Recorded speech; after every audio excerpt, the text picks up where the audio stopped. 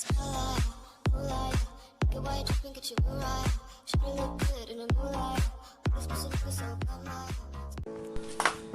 up mga kapihit, ngayon ay papakita natin yung in-order tayong dun sa page na German Power Tools. In-order tayo ng drill, hammer drill. Kapalat ako sa inyo, hammer drill, bush, lifestyle, bush, hammer drill. Saka yung grinder natin. Pakita, i-unbox natin ito guys. So ito yung ating order. Kami na ayos luto. Pero try natin. Mura lang ito. Yung kabigat. Kailangan natin.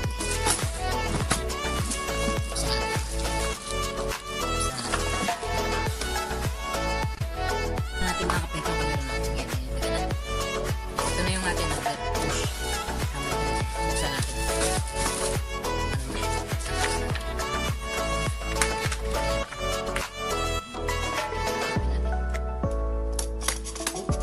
Intak. 1. Baka may pira. 1, 2, 3. Yan na. Yan ang laman. Yan laman. May manual siya. Rotary hammer drill push. Ito. Cable. Kasama. Nice yun. Malaki ah. Haba. Mabigat. Pambasag talaga ito ng mga palero.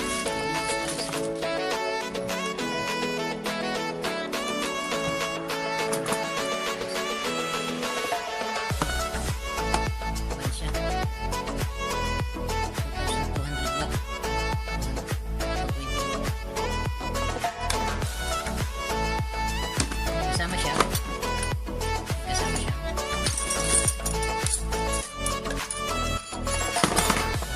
Sinsil. Ito.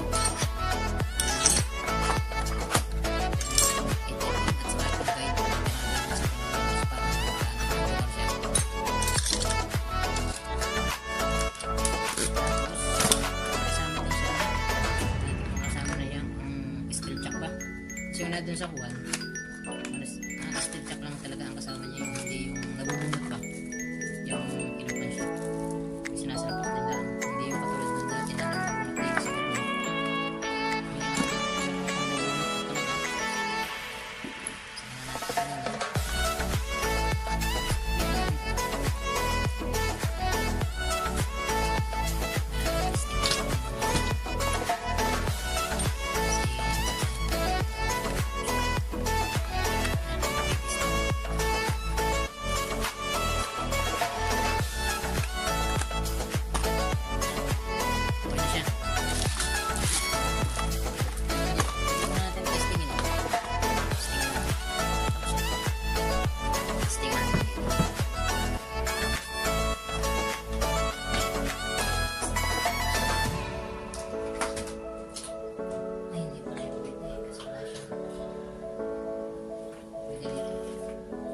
Pero mamaya na, kaya natin testingin kasi sasayang tayo, ma-shortcut tayo, magbaba ang breaker, breakdown.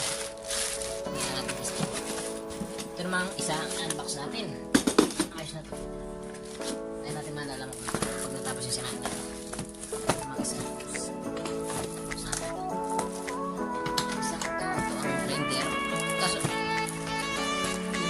may grinder na ako isang grinder. So, dalawang grinder. Sige na natin. Grinder. Pilipinas. Kaya talaga sa rin.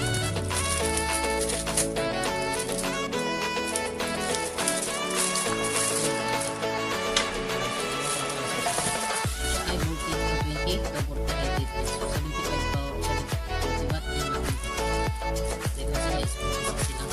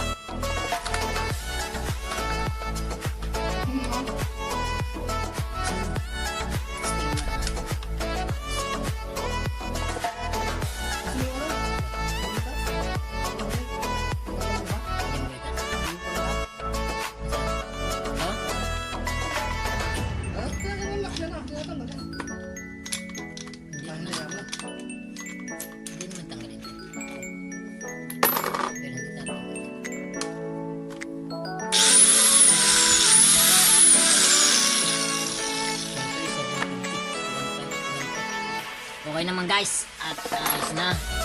Successfully. Order na lang kayo kung gusto nyo. PM kayo sa akin. Okay?